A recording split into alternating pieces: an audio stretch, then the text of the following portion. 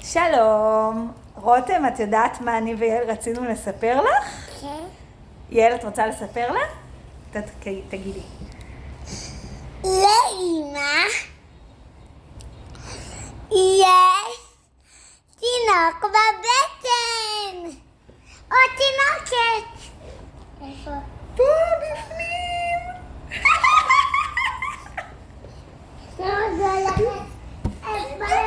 לא רואים את הפרצוף של רותם. מה אמרת?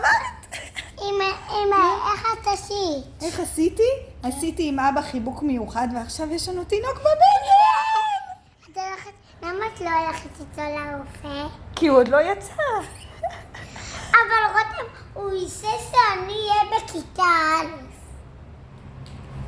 רותם, את שמחה? כן. וזה כאן. כן, הוא בתוך הבטן. אמא, הוא כאן. כן, הוא כאן בתוך הבטן. שלום! תנו נשיקה לתינוק.